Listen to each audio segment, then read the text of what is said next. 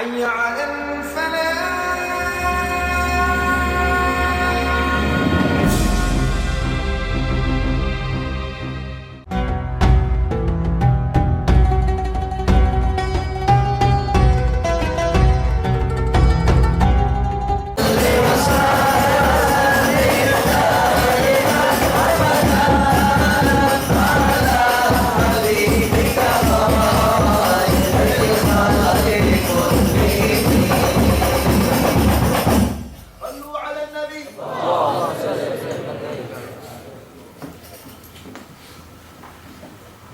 Assalamualaikum warahmatullahi wabarakatuh. Bismillah, walhamdulillah, wassalatu wassalamu ala rasulillah wa ala alihi wa sahbihi wa mawalah. Allahumma anfa'na bima 'allamtana wa 'allimna ma yanfa'una.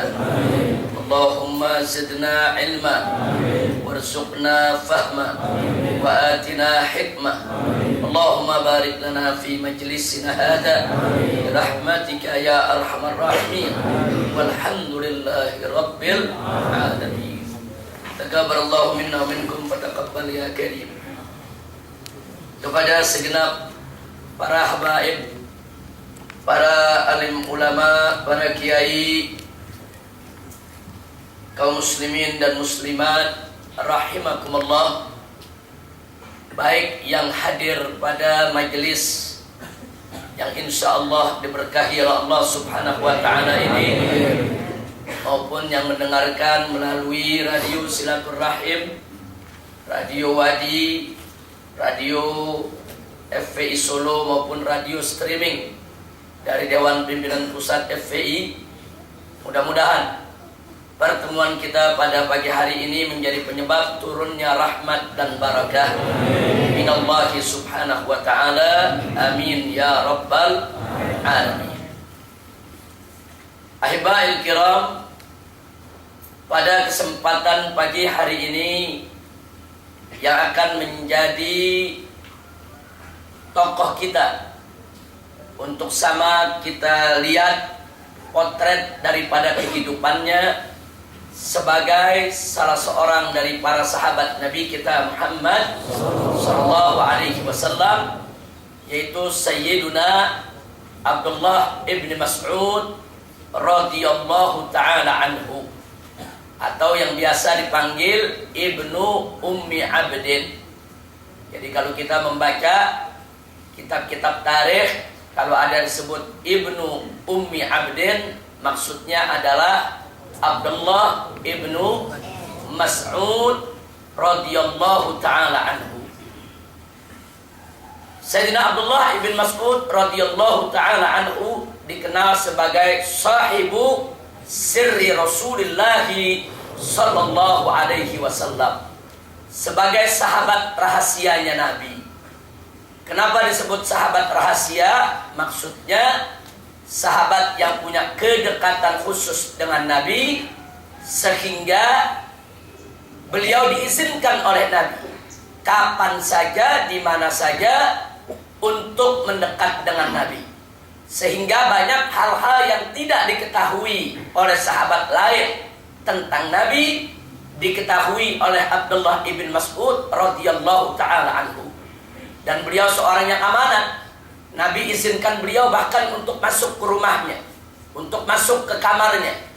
Dan beliau inilah yang sangat dekat dengan Nabi, banyak mengetahui rahasia Nabi, tapi beliau amanat, tidak pernah membicarakan kepada siapapun tentang rahasia Nabi yang diketahuinya, kecuali dengan izin Nabi kita Muhammad sallallahu alaihi wasallam.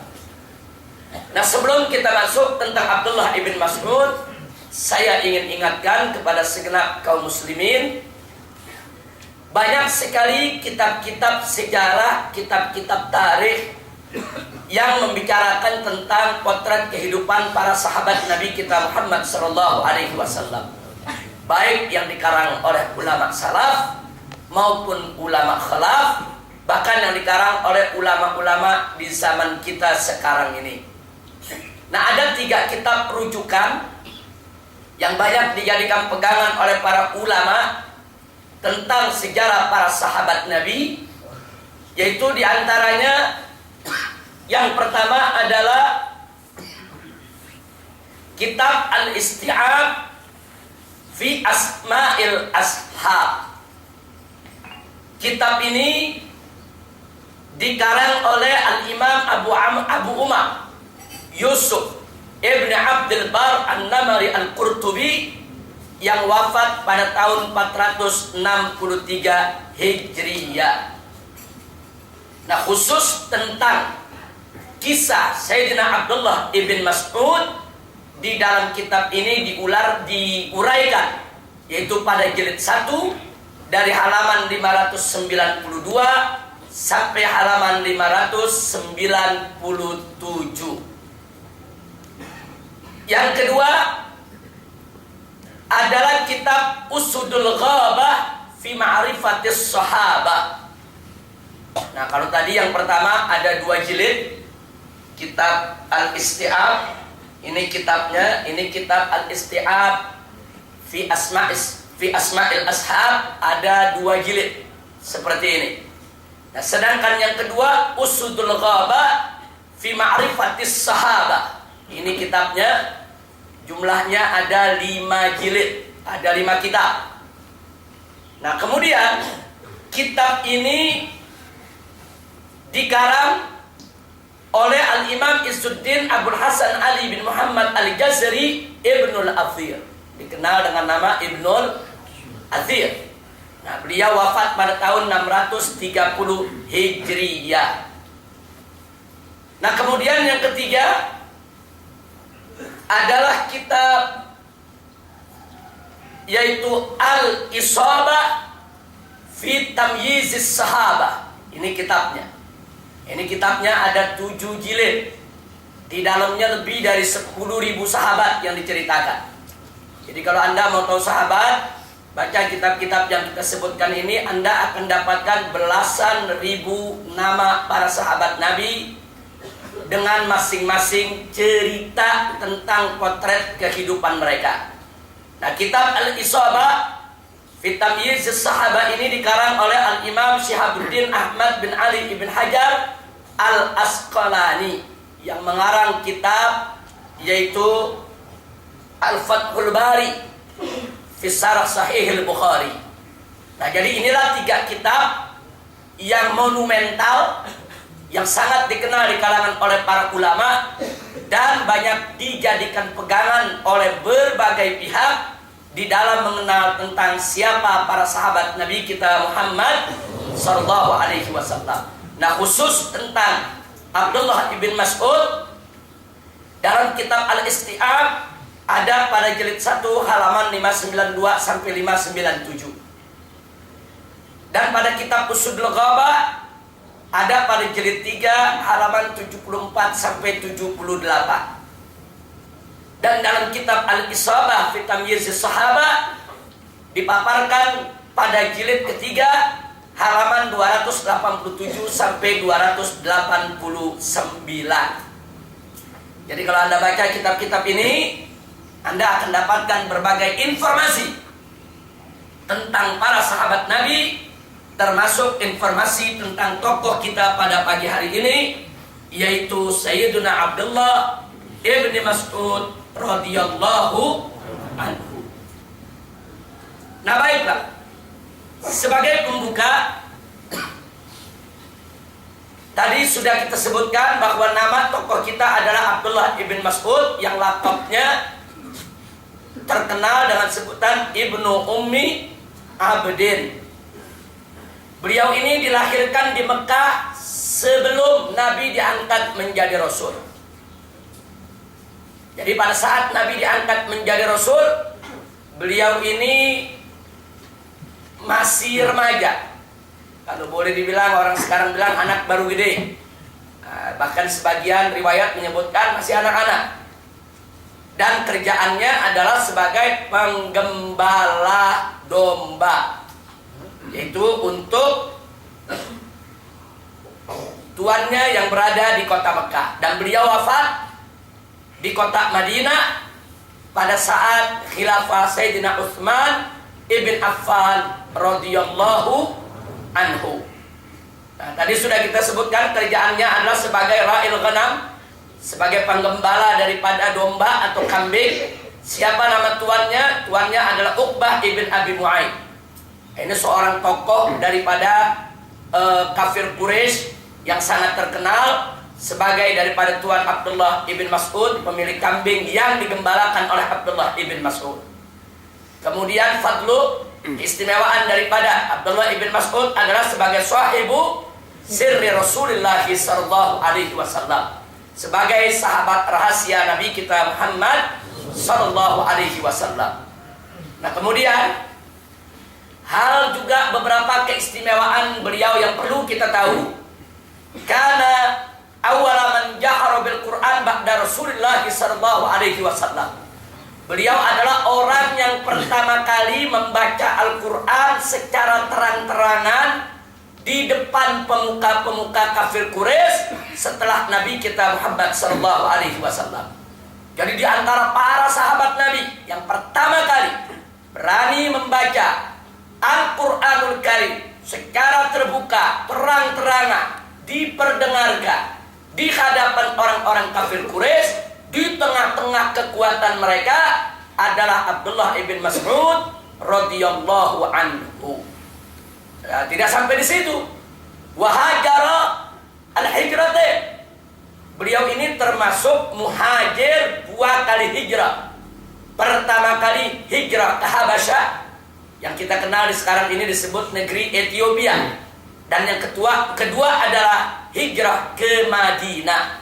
Jadi beliau mengalami hijrah dari Mekah ke Habasyah dan beliau juga mengalami hijrah ke Madinah. Ini kedudukan tersendiri. Beliau termasuk minal muhajirin. Wasal al-kiblate. Dan beliau termasuk rombongan sahabat yang sedang sholat di Masjid Kiblatin, yang ketika itu kiblatnya masih ke Al-Masjidil Aqsa. Kemudian turun wahyu dari Allah memerintahkan Nabi supaya kiblatnya tidak lagi ke Aqsa tapi ke Ka'bah. Nah, para sahabat yang sedang sholat di Masjid Kiblatin, yang ketika itu di dalam sholat mereka sedang menghadap Al-Masjidil Aqsa, saudara, begitu mereka mendapatkan informasi tentang perubahan kiblat di dalam sholat, mereka semua langsung beralih ke yaitu Al-Ka'bah Al-Musharrafah. Makanya masjidnya disebut Masjid Kiblatin. Jadi ada peristiwa bersejarah di mana ketika itu para sahabat sholat yaitu menghadap Masjidil Aqsa, di dalam sholatnya terjadi perubahan atas perintah Allah, yaitu Ka'bah menjadi kiblat. Akhirnya mereka memutar arah mereka untuk menghadap ke Ka'bah. Nah, itu peristiwa itu dialami juga oleh Abdullah ibn Mas'ud. Wa syahida Badran, dan dia ikut perang Badar. Wa Uhuda, dia ikut juga perang Uhud. Wal Khandaq, dan dia juga ikut perang Khandaq. Wal Hudaybiyah, dan dia juga ikut dalam peristiwa Hudaybiyah. Bahkan juga wa bai'atur ridwan, ikut di dalam bai'atur ridwan, yaitu sumpah setia yang diucapkan oleh para sahabat bersama Nabi untuk yaitu meminta daripada pertanggungjawaban orang-orang kafir jika mereka membunuh Sayyidina Utsman ibn Affan radhiyallahu taala anhu. Jadi ada kabar terdengar bahwa Sayyidina Utsman dibunuh oleh orang-orang kafir.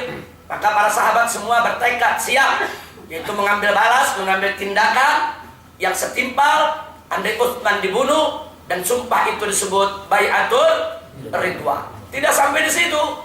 Bahkan setelah wafat Nabi, beliau ikut terus berjuang bersama Sayyidina Abu Bakar Siddiq, Sayyidina Umar ibn Khattab radhiyallahu taala anhuma, sampai beliau mengalami perang Yarmuk, yaitu perang besar di mana umat Islam berhadapan dengan kekuatan kekaisaran Romawi, dan akhirnya umat Islam berhasil yaitu menaklukkan negeri-negeri Syam, saudara, yang selama ini dikuasai oleh kekaisaran Romawi. Peristiwa-peristiwa besar ini, peristiwa-peristiwa bersejarah ini, alhamdulillah dialami dan diikuti langsung oleh tokoh kita pada pagi hari ini, yaitu Sayyiduna Abdullah ibn Mas'ud radhiyallahu taala anhu. Nah, ini yang ingin saya ingatkan. Tidak sampai di situ. Bahkan satu yang tidak boleh kita lupa, wa huwa ahadul asyara al-mubasysyirina bil jannah. Tokoh kita pada pagi hari ini, yaitu Sayyidina Abdullah ibn Mas'ud radhiyallahu taala anhu, adalah salah satu dari 10 sahabat yang semasa hidupnya sudah dijanjikan masuk surga oleh Nabi alaihi salatu wassalam. Jadi orangnya masih hidup di dunia, tapi dijanjikan masuk surganya, saudara, sudah mereka dapatkan.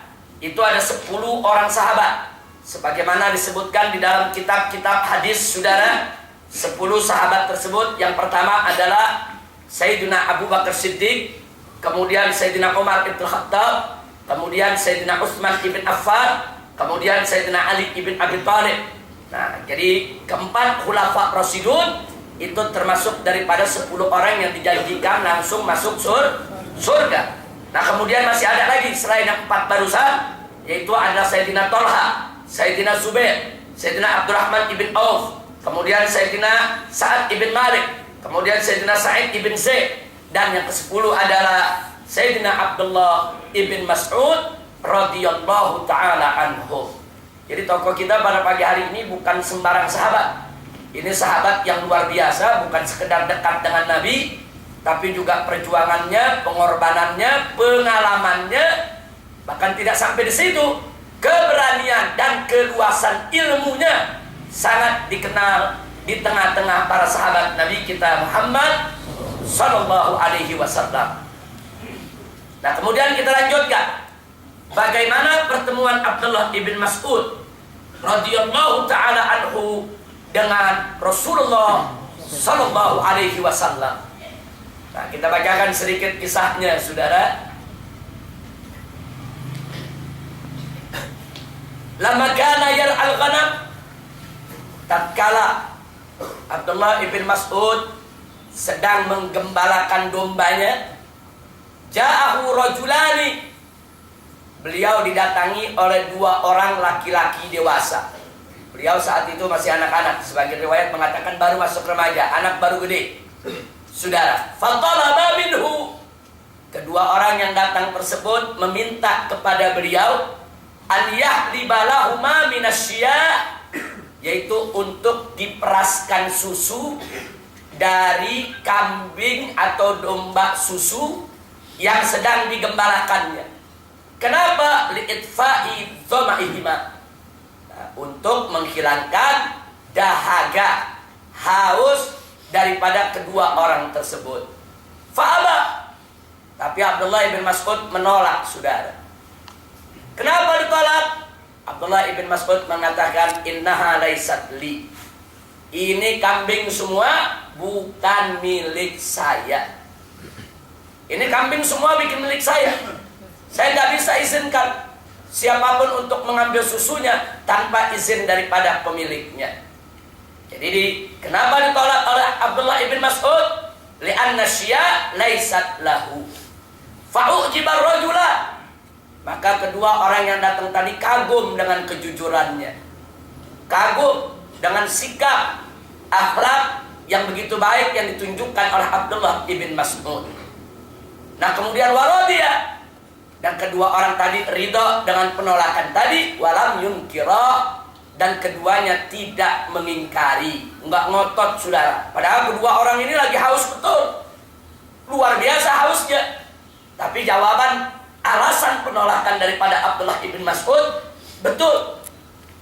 Nah, kemudian apa yang terjadi? Summa talaba ahaduhuma minhu, kemudian salah seorang dari 2 orang tadi minta kepada Abdullah ibn Mas'ud an yadulla ala syatin lam yanzu 'alaiha fahlun.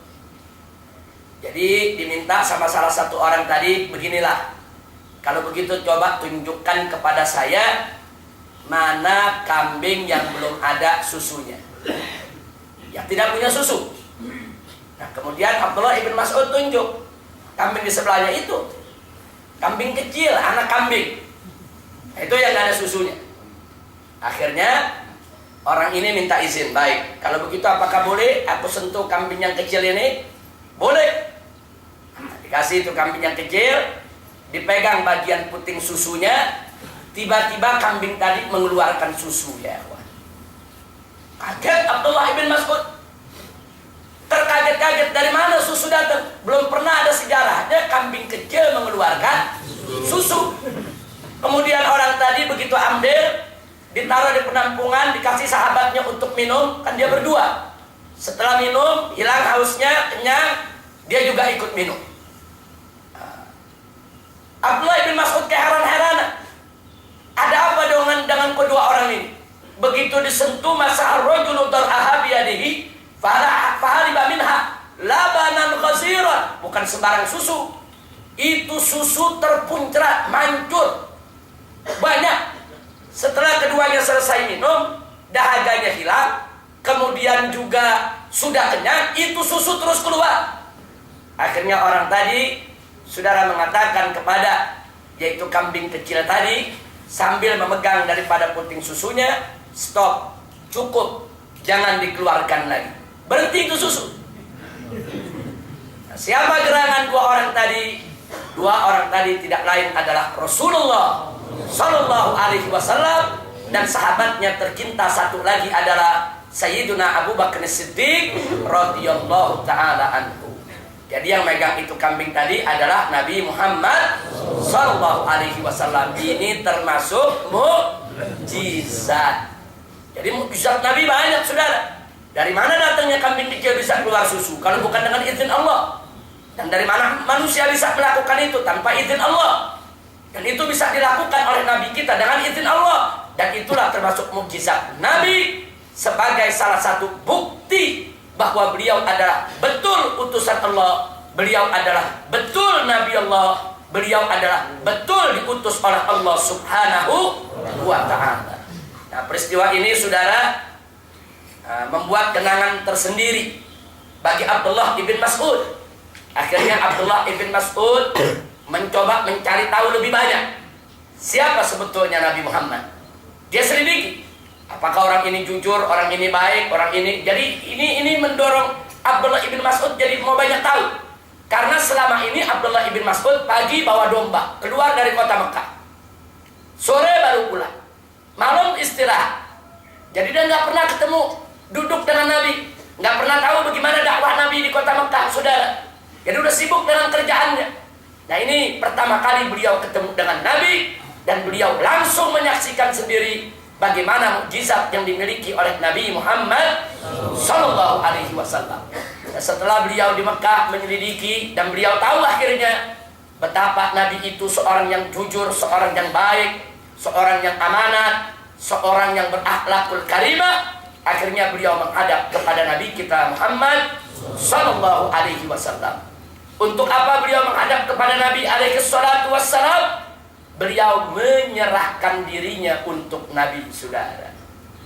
Coba lihat, kalau kemarin kita pelajari Anas ibn Malik, ibunya yang datang.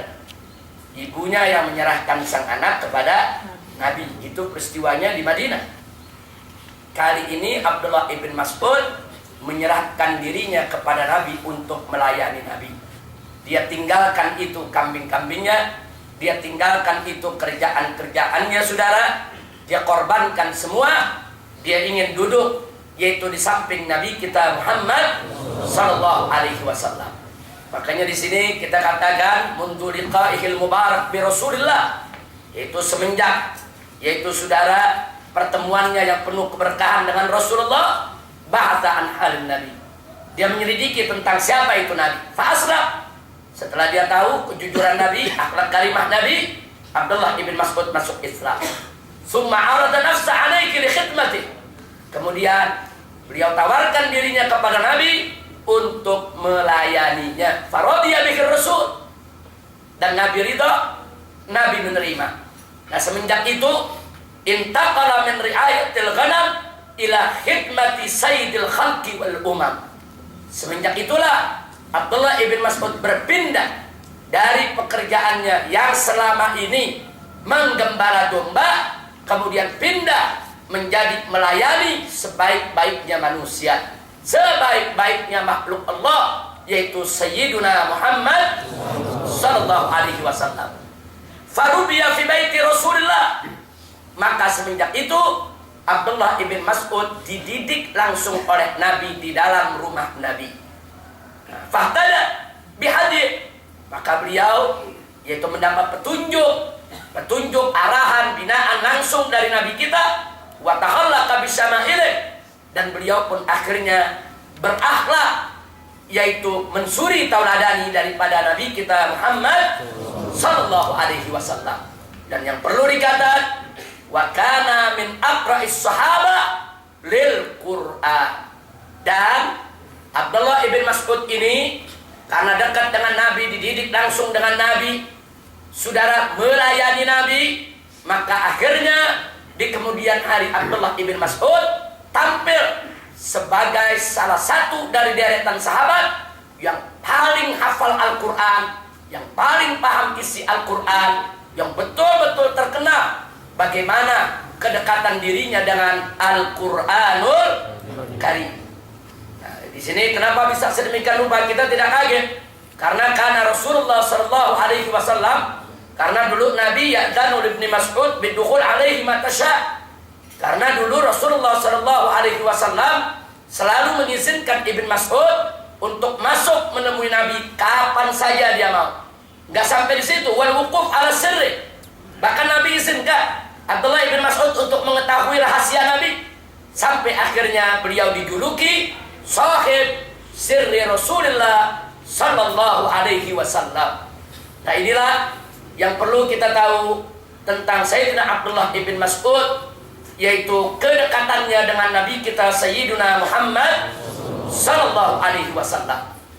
Nah, selanjutnya yang tidak boleh kita lupa dan tinggalkan, sebagaimana tadi kita sebutkan, salah satu keistimewaan Abdullah ibn Mas'ud adalah bagaimana kedekatannya dengan Al-Quran. Ternyata Abdullah ibn Mas'ud ini bukan hanya hafal Al-Quran, bukan hanya paham isi kandungan Al-Quran, tapi Abdullah ibn Mas'ud juga sahabat Nabi yang berani untuk membaca Al-Quran secara terbuka di hadapan orang-orang kafir Quraisy. Tatkala orang-orang Islam ketika itu selain Nabi, tidak ada satupun yang berani membaca Al-Quran secara terbuka, saudara. Mari kita lihat riwayatnya. Disebutkan data yaumin ijtama'a as-sahabah. Suatu hari para sahabat Nabi berkumpul. Faqalu, mereka berkata sesama mereka, wallahi ma sami'at Quraisyun hadzal Qur'an yajhar lahu bihi qad. Katanya, demi Allah, sayang sekali orang-orang Quraisy ini tidak pernah mendengar Al-Quran ini disuarakan, dibacakan secara terbuka, kecuali apa-apa yang pernah dibaca oleh Nabi kita Muhammad Sallallahu Alaihi Wasallam. Tapi di sana banyak ayat-ayat Al-Quran, banyak wahyu yang Allah turunkan kepada Nabi, yang diajarkan oleh Nabi, dibacakan oleh Nabi kepada para sahabat, yang orang-orang Quraisy, kafir Quraisy tidak pernah dengar, saudara. Jadi para sahabat ini mengatakan, sayang sekali orang-orang Quraisy ini tidak mendengar daripada ayat-ayat suci ini. Nah, kemudian dikatakan, faman rajulun yusmi'uhum iya. Siapa gerangan orang yang berani untuk memperdengarkan Al-Quran kepada orang-orang kafir Quraisy. Ini sahabat lagi berbincang di antara mereka. Siapa? Di antara kita yang berani untuk yaitu membaca Al-Quran secara terbuka, lantang, biar orang-orang kafir Quraisy dengar semuanya. Nah, kemudian apa yang terjadi, saudara? Abdullah ibn Mas'ud ketika itu hadir, langsung dia angkat tangan, dia katakan, ana usmi'uhum iya. Saya yang akan perdengarkan lantunan daripada ayat-ayat Al-Quran kepada mereka. Lalu apa jawab para sahabat yang lain? Faqalu, mereka jawab, di sini mereka jawab, inna nahsyahum alaik. Jangan begitu ya Abdullah, kami takut nanti mereka mengganggumu, nanti mereka menganiayamu. Innama nuridu rajulan lahu asyirah. Yang kami ingin di antara kita orang yang punya kekuatan, orang yang punya keluarga besar, orang yang punya kelompok besar, tahmihi yang bisa menjaga dia, wa tamna'uhu minhum idza araduhu bisarrin, dan bisa mencegah orang-orang kafir Quraisy kalau mereka menginginkan yaitu sesuatu yang tidak bagus terhadap yang membaca Al-Quran tadi. Jangan kamu. Nah, kenapa sahabat ini takut, saudara? Perlu Anda tahu, Abdullah ibn Mas'ud ini punya kelainan di kedua kakinya. Kakinya kecil. Jadi jangankan bawa pedang sama tombak, bawa badannya aja berat, saudara. Jangankan bawa barang, ketiup angin aja goyang. Kecil kakinya, saudara. Nah, ini terkenal. Jadi Abdullah ibn Mas'ud ini bahkan pernah suatu ketika begitu lagi naik pohon, sahabat lihat kakinya kecil. Beberapa sahabat tertawa. Ditegur oleh Nabi. Kenapa kalian tertawa? Ketahuilah oleh kalian, sesungguhnya kaki Abdullah ibn Mas'ud di hari kiamat nanti dalam timbangan, dalam mizan lebih berat daripada gunung Uhud. Nah, jadi itu Nabi katakan, saudara, ketika itu orang belum lihat apa yang akan dilakukan oleh Abdullah ibn Mas'ud. Nah, tadi sudah kita lihat, ternyata hampir semua perang beliau ikut, saudara. Padahal angkat pedang aja susah, angkat tombak aja susah, saudara. Tapi semangat tempurnya tinggi, dia nggak peduli dengan kakinya yang kecil, yang jangankan mengangkat senjata, mengangkat badannya aja udah susah, apalagi kalau ada angin, goyang. Nah, jadi semenjak ditegur oleh Nabi semacam itu, tidak ada lagi sahabat yang berani untuk membicarakan soal kaki daripada Abdullah ibn Mas'ud. Nah, karena itu dalam pertemuan ini sahabat-sahabat mengatakan kepada Abdullah ibn Mas'ud, kami takut nanti mereka ganggu engkau, karena memang Abdullah bin Mas'ud badannya kecil, kakinya juga punya kelainan. Saudara, kami takut nanti kau dianiaya. Kami inginkan seseorang yang bukan hanya dia kuat, betul-betul lelaki kuat, tapi juga punya keluarga yang bisa lindungi dia. Kemudian apa jawab Abdullah ibn Mas'ud, saudara? Beliau menjawab, da'uni fa innallaha sayamna'uni wa yahmini. Udah biarkan aku saja. Ada Allah yang akan menjagaku, dan Allah yang akan memeliharaku, Allah yang akan mencegah mereka untuk mencelakai aku. Masya Allah. Ini berarti kemantapannya, saudara, tawakalnya kepada Allah tinggi. Jadi intinya sekarang para sahabat Nabi duduk rame-rame, saudara, lagi musyawarah bagaimana nih supaya orang kafir Quraisy dengar ini ayat Quran. Kita bicarakan secara terbuka biar mereka dengar. Nah, ini kurang lebih ini lagi rapat mau demo ini, saudara. Iya, ini lagi rapat mau demo. Maksudnya demo apa? Demo itu kan untuk menyatakan pendapat, untuk menyuarakan yang orang tidak dengar, saudara, dan orang tidak mau dengar. Sesuatu yang orang nggak dengar atau orang tidak mau dengar, terus kita lihat perlu untuk disuarakan secara terbuka, itu di zaman sekarang macam demonstrasi, saudara. Cuman ketika itu nggak tanggung-tanggung. Ini di kota Mekah dikuasai oleh orang-orang kafir Quraisy. Umat Islam jumlahnya masih sangat sedikit sekali. Dan banyak orang-orang Islam yang mereka siksa, mereka bunuh, saudara. Nah, kali ini mereka memusyawarahkan sesuatu yang nggak main-main, sesuatu yang sangat besar sekali. Resikonya dibunuh oleh orang kafir Quraisy. Orang kafir Quraisy bukan hanya belum dengar ayat yang akan dibaca oleh Abdullah ibn Mas'ud, tapi juga nggak mau dengar, saudara. Jadi resikonya adalah kematian. Ya, kalau demonstrasi sekarang kan resikonya cuma dikemplang polisi. Saudara, kadang-kadang kalau demonya damai, apalagi baca Quran, nggak ada yang dikemplang. Nah, kalau ini kali ini baca Quran, resikonya dibunuh oleh orang kafir Quraisy. Nah, setelah dijawab dengan penuh keyakinan, saudara, oleh Abdullah ibn Mas'ud, tidak ada satu sahabat pun yang bisa lagi mencegah keinginan Abdullah ibn Mas'ud. Besoknya, saudara, Abdullah ibn Mas'ud langsung menuju Ka'bah, karena tokoh-tokoh kafir Quraisy sedang berkumpul duduk di sekitar Ka'bah, saudara. Abdullah ibn Mas'ud langsung datang marani mereka. Sampai di hadapan mereka, Abdullah ibn Mas'ud langsung membaca surat Ar-Rahman. A'udzu billahi minasyaitonir rajim. Bismillahirrahmanirrahim. Ar-Rahman 'allamal Qur'an, khalaqal insan 'allamahul bayan. Baru 4 ayat dibaca, itu ada yang mukul, ada yang nendang, ada yang ngebanting, saudara, digebuki. Jadi mereka lihat apa-apaan ini orang, apa yang dia baca. Salah seorang dari mereka mengatakan, ini yang dia baca, ini ajaran Muhammad ini. Digebuki. Apakah Abdullah ibn Mas'ud berhenti dari bacaannya? Tidak, terus dia baca surat Ar-Rahman. Dia baca digebuk, dia baca ditendang, dia baca dipukul, dia baca dibanting, dia tidak peduli. Wajahnya sudah lebam-lebam, darah bercucuran, badannya sudah lecet, biru, ditendang sana, tendang sini, pukul sana, pukul sini. Enggak ada, enggak berhenti, tetap dia baca sampai selesai surat Ar-Rahman. Sudah begitu, sudah selesai surat Ar-Rahman, dia udah sempoyongan, udah hampir pingsan. Nah, akhirnya dia meninggalkan tempat. Dia tidak dibunuh oleh orang-orang kafir Quraisy, saudara. Allah yang jaga dia. Orang-orang kafir Quraisy dengan pukulan yang begitu kencang, tendangan yang begitu kencang, saudara, yang kalau dilihat dari postur tubuh Abdullah ibn Mas'ud yang kecil, saudara, kurus, udah gitu ada kelainan di kakinya, mestinya dengan pukulan-pukulan tadi Abdullah ibn Mas'ud sudah mati. Tapi subhanallah, Allah beri kekuatan. Dia mampu baca dalam pukulan, dalam tendangan, dalam injekan, dalam penganiayaan, sampai akhirnya selesai surat Ar-Rahman. Dalam keadaan sudah luka parah begitu, sempoyongan di jalan, dan dilepas oleh orang-orang kafir Quraisy. Akhirnya Abdullah ibn Mas'ud, saudara, dibopong oleh para sahabat yang lain.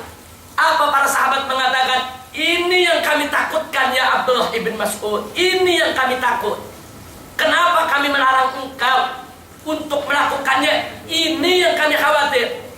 Tapi engkau berkeras untuk membacakannya. Apa jawab Abdullah ibn Mas'ud? Ini muka udah nggak ada, muka rebam ini sudah. Darah di mana-mana. Masih jawab.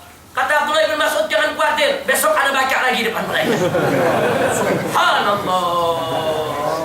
Akhirnya para sahabat menjawab, saudara, hasbuka laqad asma'tahum ma yakrahun. Tidak, jangan lagi kau lakukannya Abdullah ibn Mas'ud. Cukup, kau sudah perdengarkan kepada mereka. Kewajiban sudah terlaksana. Cukup. Subhanallah. Kira-kira saudara, kalau kita lihat sedemikian rupa, dari peristiwa ini menjadi dalil tidak kalau Abdullah ibn Mas'ud itu seorang pemberani? Bukan takutnya orang. Jadi kecilnya badan, kelainan yang ada di kaki enggak menghalangi beliau untuk menjadi seorang pemberani.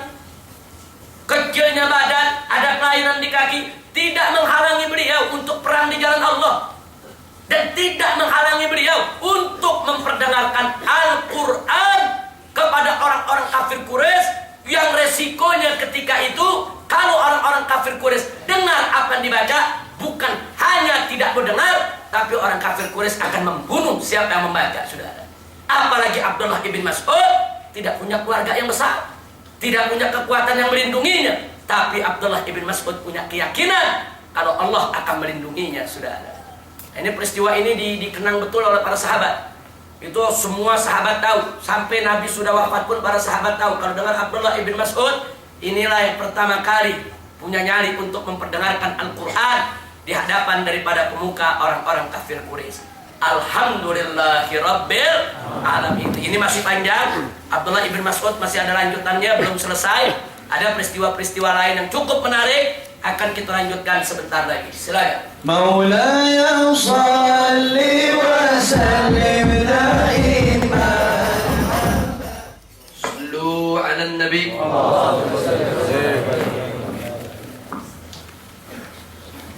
Bismillah walhamdulillah wassalatu wassalamu ala rasulillah wa ala alihi wa sahbihi wa mawad.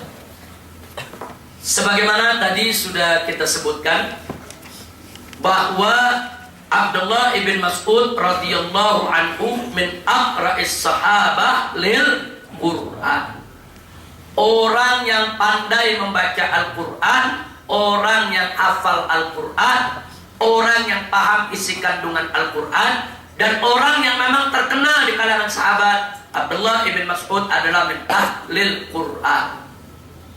Nah, ada hal yang menarik. Aqbala rajulun ala Sayyidina Umar ibn Khattab radhiyallahu ta'ala anhu wa huwa waqifun bi Arafah. Jadi ada seseorang datang menemui Sayyidina Umar ibn Khattab radhiyallahu ta'ala anhu tatkala beliau sedang wukuf di padang Arafah. Faqala lahu, orang ini mengatakan, "Jitu ya Amirul Mukminin minal Kufah."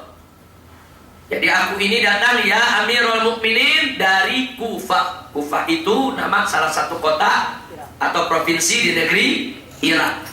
Wa taraktu biha rajulan yumlil masahif an tahlil qalb. Dengan bangga dia katakan, aku tinggalkan itu kota Kufah dengan seseorang yang mengisi dia punya hatinya ada di luar kepalanya aneka ragam bacaan daripada mushaf-mushaf Al-Quran. Mendengar itu, faghadiba Umar, marah Sayyidina Umar. Artinya marah. Sayyidina Umar lihat ini orang sombong bener. Orang-orang yang datang dari Mekah, banyak sahabat Nabi, dari Madinah, banyak sahabat Nabi, hafal Quran, hebat-hebat, jago-jago, gak sombong begitu. Ini dari Kufah, datang, begitu bangga di negeri kita ada orang yang Al-Quran ada di kepala dia, bacaannya, pemahamannya, aneka qiraatnya, dengan bangga. Begitu Sayyidina Umar marah, Sayyidina Umar sambil tanya, siapa yang kau banggakan? Ternyata jawabannya apa? Huwa Abdullah ibn Mas'ud. Yang aku maksud adalah Abdullah ibn Mas'ud, kata orang tadi. Begitu Sayyidina Umar dengar itu jawaban, marahnya hilang. Oh, kalau itu benar, kata saya. Kalau itu benar, kalau itu nggak salah, Abdullah ibn Mas'ud. Jadi faradiyah waqtarafa bijalalati. Artinya Sayyidina Umar mengakui Abdullah ibn Mas'ud udah nggak asing lagi, sudah ada.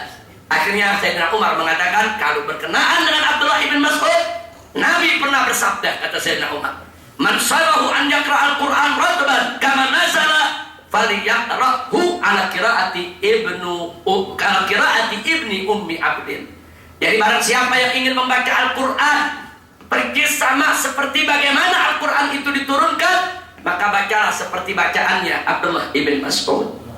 Jadi ini berarti kelebihannya bukan hanya hafal, tapi suaranya juga indah, suaranya juga bagus. Kalau baca Al-Quran murattal, mujawwad, bagus, indah, enak didengar.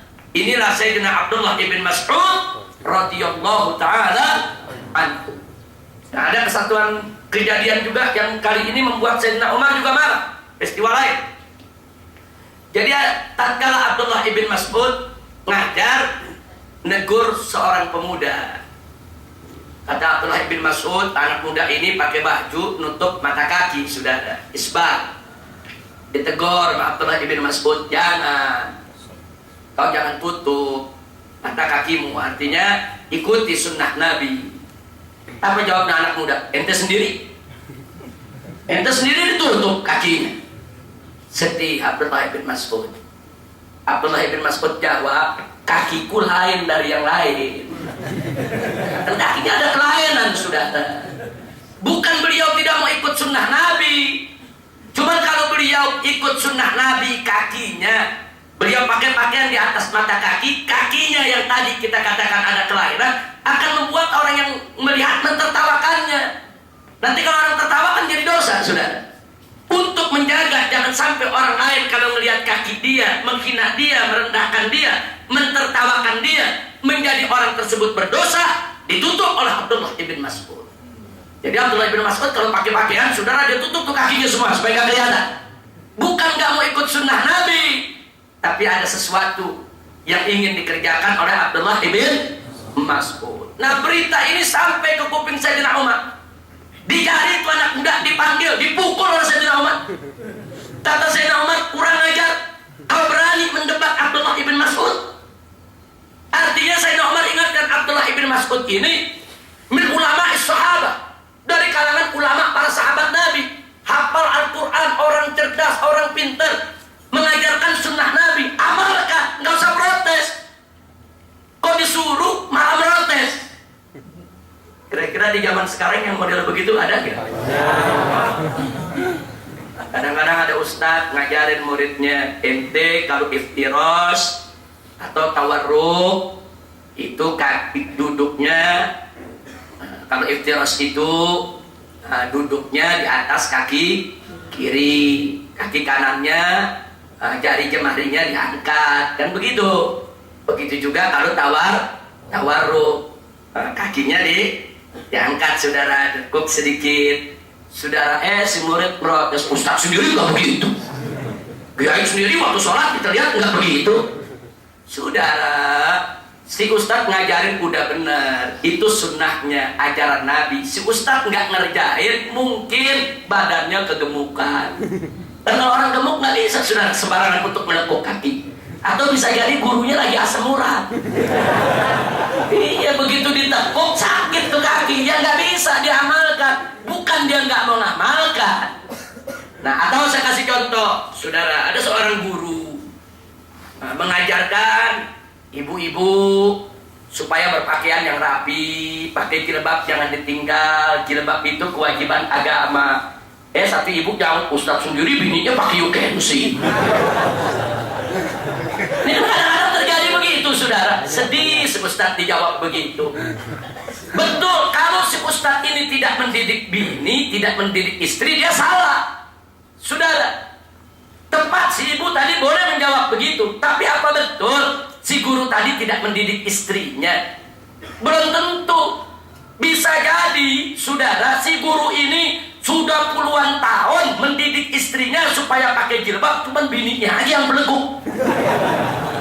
Tuh bini kedung, cuman ustaz sabar, dia gak mau ceraiin. Sabar, saudara. Sebagaimana dulu Nabi Nuh alaihissalam punya istri yang ingkar, saudara, sabar dihadapi. Enggak main pukul, enggak main hantam, enggak main cerai, enggak main pisah, saudara. Nah, kalau si ustadz sudah berusaha, kemudian istrinya tetap nggak mau pakai jilbab, apa si ustadz nggak boleh dakwah di tengah masyarakat untuk ngajak ibu-ibu pakai jilbab? Nggak begitu dong.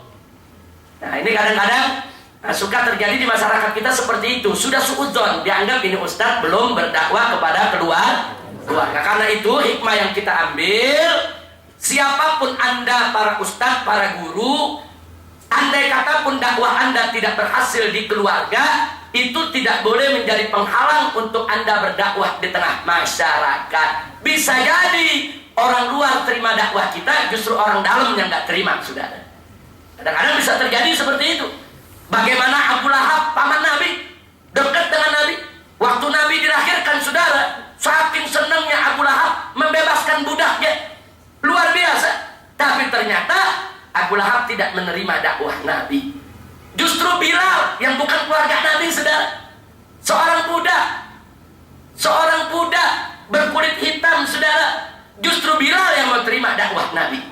Nah, jadi kita bisa lihat kadang-kadang kita dakwah orang lain terima, orang dalam tidak terima. Jadi jangan menjadi penghalang. Walaupun anda berdakwah di keluarga tidak berhasil, jangan putus asa. Teruskan dakwah anda di tengah keluarga. Itu yang pertama. Yang kedua, saudara, jangan itu menjadi penghalang dakwah anda di tengah masyarakat.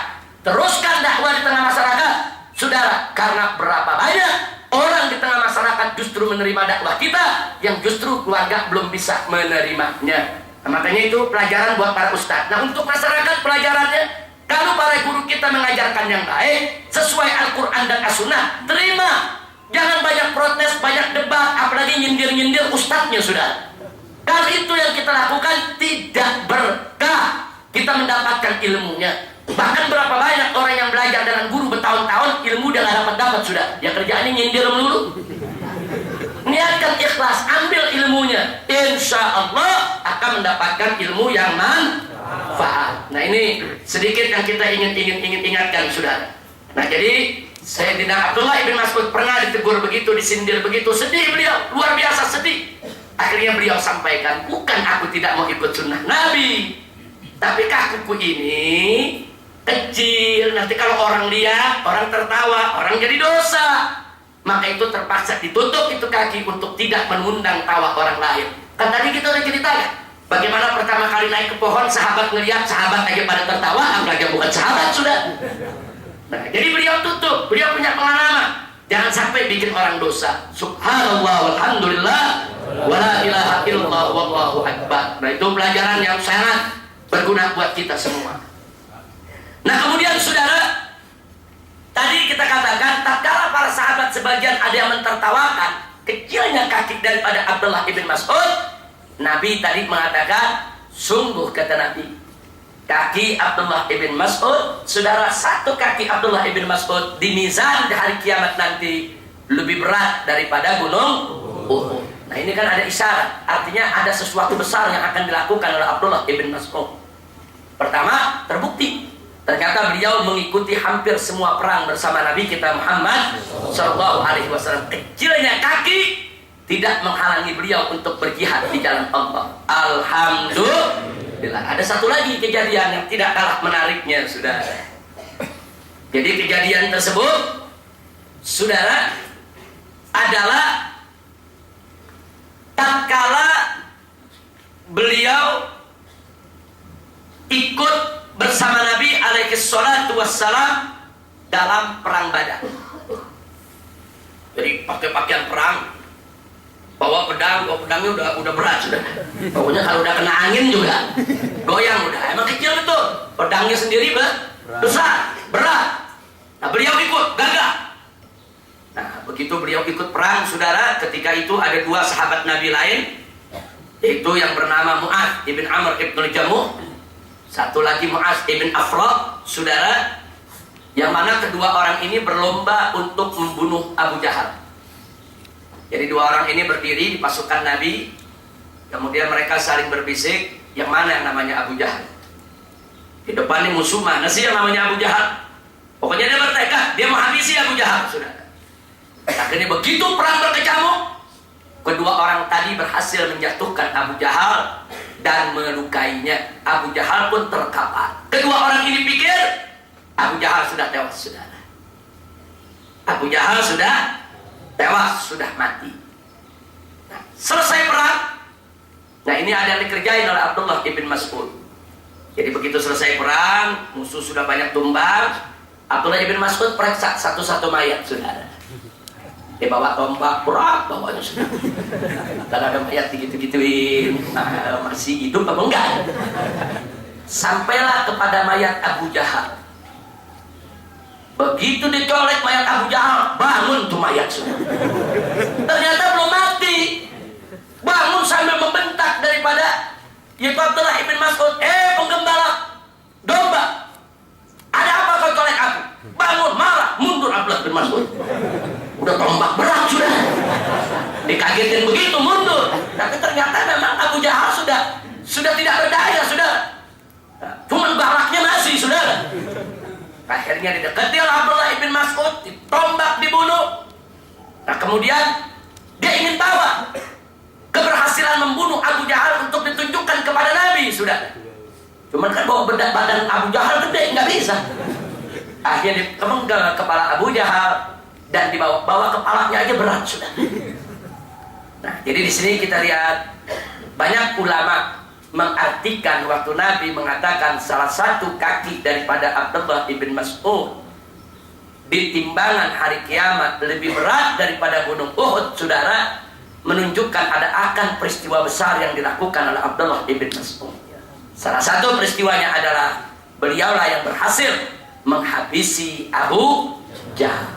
Alhamdulillah. Nah, ini diceritakan dengan panjang lebar, saudara, dalam sejumlah kitab, dan banyak ulama-ulama yang merujuk. Walaupun pada akhirnya kalau kita baca Sahih Bukhari dan Sahih Muslim, di sana disebutkan bahwa yang membunuh adalah yaitu Mu'adz ibn Amr ibn Jamuh dan Mu'adz ibn Afra. Sedangkan pampasan perang yang namanya as-salab itu pampasan perang yang berada di badan si mayit. Segala kekayaan yang ada di badan si mayit itu diberikan kepada pejuang muslim yang berhasil membunuhnya. Nah, itu diberikan kepada Mu'adz ibn Amr ibn Jamuh. Kenapa tidak kepada Mu'adz ibn Afra? Karena Mu'adz ibn Afra ikut mati syahid, yaitu di dalam perang Badar. Nah, kenapa Mu'adz yang diberikan bukan kepada Abdullah ibn Mas'ud? Karena Mu'adz yang membuat Abu Jahal terkapar, jatuh dari kudanya, tidak berdaya. Hanya yang menyelesaikannya adalah Abdullah ibn Mas'ud radhiyallahu taala anhu wa an sahabah jami'an. Jadi Anda bisa lihat, jadi jangan mandang kecil orang, saudara. Jangan mentang-mentang lihat badan orang kecil, kakinya saudara tidak normal, kita lihat, ini orang tak berharga, ini orang tak bakal bisa melakukan hal yang besar. Hati-hati saudara. Kadang-kadang bersangkutan bisa melakukan sesuatu yang besar yang tidak mampu dilakukan oleh yang lain. Alhamdulillahirabbil alamin. Nah, tibalah kita pada saat wafatnya Abdullah ibn Mas'ud radhiyallahu taala anhu. Begitu beliau sakit, di detik-detik daripada hari kematiannya, beliau dibesuk oleh Sayyidina Utsman ibn Affan radhiyallahu taala anhu. Nah, ja'ahu Utsman aidan faqala lah. Sayyidina Utsman datang membesuk, kemudian Sayyidina Utsman berkata, "Ma tashtaki?" Wahai Ibn Mas'ud, kau punya keluhan apa? Qala, dijawab yaitu oleh Abdullah ibn Mas'ud, "Dzunubi." Aku hanya mengeluh kepada Allah tentang dosa-dosaku.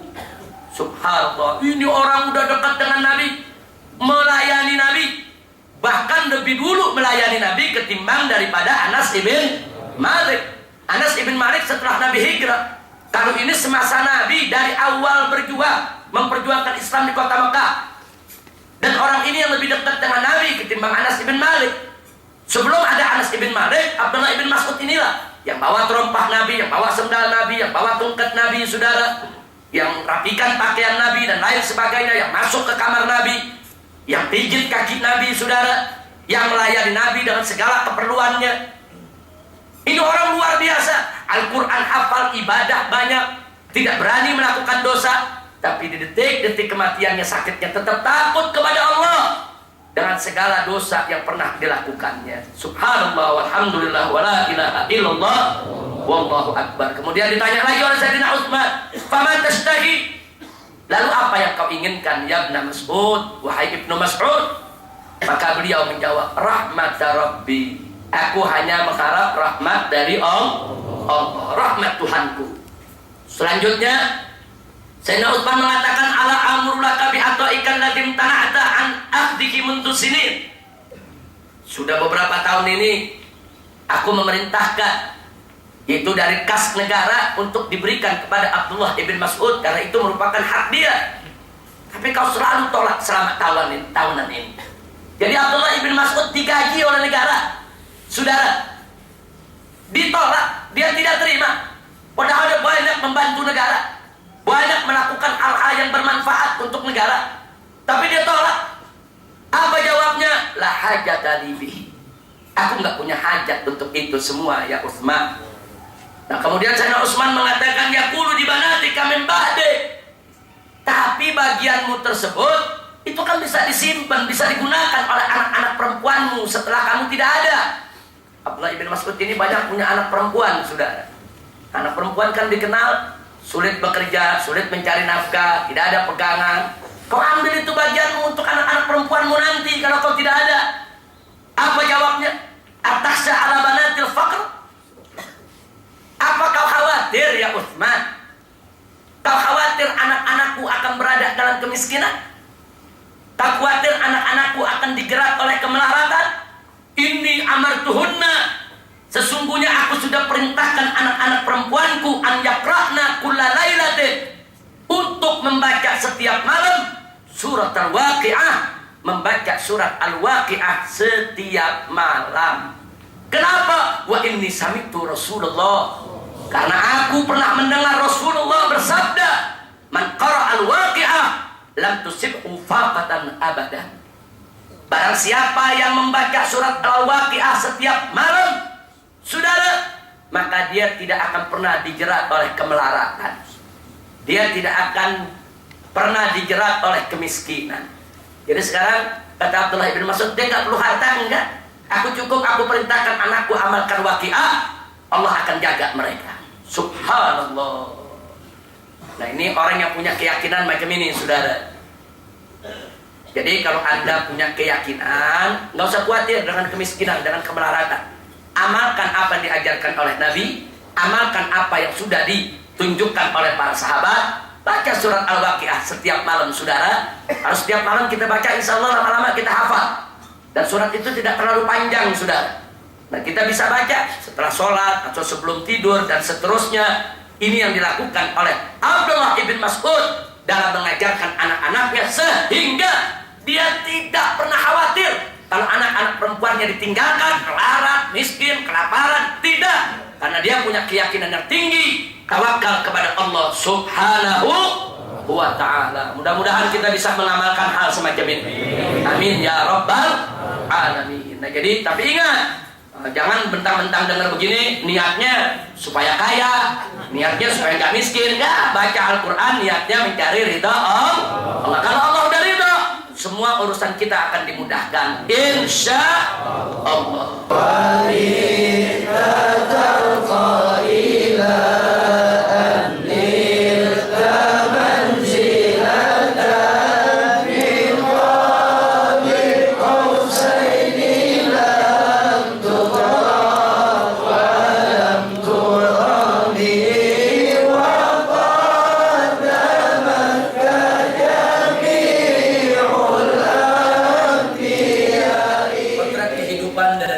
Sayyidina Abdullah ibn Mas'ud radhiyallahu ta'ala anhu. Mudah-mudahan potret kehidupan beliau bisa menjadi suri tauladan bagi kita semua. Mudah-mudahan dengan menceritakan potret kehidupannya bisa menjadi penyebab turunnya rahmat dan barakah untuk kita semua.